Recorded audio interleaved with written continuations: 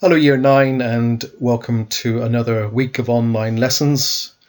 Just a reminder at the beginning of how you can send your work in via Show My Homework, via your computer using Word or something like that, or using your phone and sending in pictures of your written work. If you can't use Show My Homework, then use the email address there. Do make sure though you answer your questions in full sentences. Thank you very much to those who did some excellent work last week, and we had some really good stuff on Gandhi and the caste system, some good understanding of the work that Gandhi did, and also some good understanding why some people might have some reservations about Gandhi.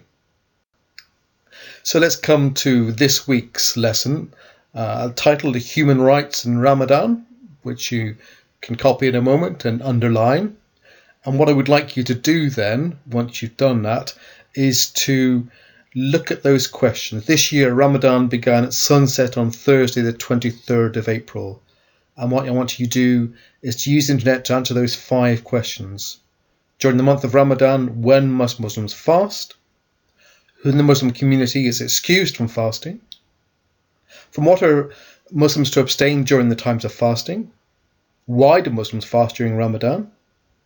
And during Ramadan, at the end of the day, where are the prayers usually said? So if you want to stop the video now and then use the net to answer those 5 questions.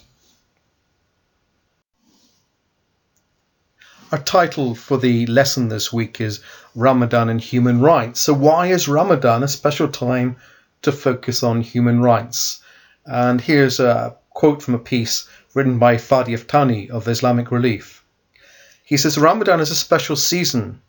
For Muslim charity, the usual focus is on fundraising, where a charity can receive between 1/3 and 1/2 of its annual income. But for many people working in the charity sector, it's a time where they reconcile their relationship between those in poverty and their relationship with God. Fasting between dawn and sunset is an enormous physical and spiritual endeavour, which requires patience and focus. It is a reminder of the daily lives of those who are going without food and water. And for a few hours a day, we experience what they are going through. What I would like you to do then is to use the Islamic Relief website. The URL is there on the screen, islamic-relief.org.uk, islamic-relief.org.uk. When you open their website, you see Ramadan there on the top of this page. So click on the Ramadan tab and then click on Zakat and Nisab and write a brief definition of each. Zakat and Nisab, you'll find the definitions there. I want you to write down a brief definition of each of those.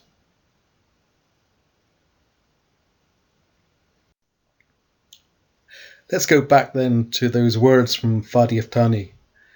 He says, Ramadan is a special season where a charity can receive between 1/3 and 1/2 of its annual income. And if you look at Islamic Relief worldwide, their annual income in 2018 was £128 million. So Ramadan was the time when they received between £40 and £60 million of that annual income. So where do Islamic Relief spend their money? Go again to the website and click on Our Work on the Islamic Relief homepage, and then choose an area of work overseas and an area of work in the UK. And write a paragraph about one of the overseas projects and then a paragraph about a UK project. Let's look at where that money raised in Ramadan goes.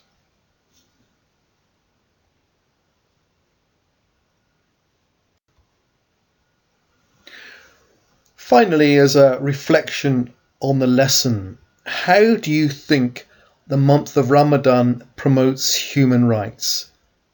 Think about Ramadan as individual experience.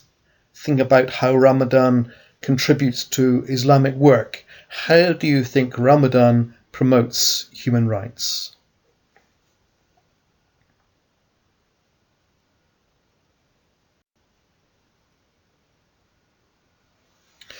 Next week, the 8th of May, marks the 75th anniversary of VE Day, the 75th anniversary of the end of the Second World War in Europe. Of course, the war in Japan carried on until August, But it's VE Day, Friday of next week. So next week we're going to think about human rights and war.